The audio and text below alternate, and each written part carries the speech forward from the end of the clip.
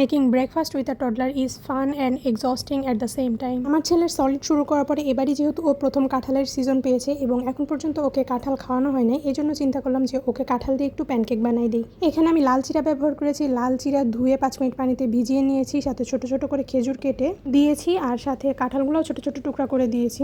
এর মধ্যে দারচিনি গুঁড়া, মধু মিশিয়ে একটু টক দই প্লাস গমের আটা দিয়ে প্যানকেক বানাতে চেয়েছিলাম।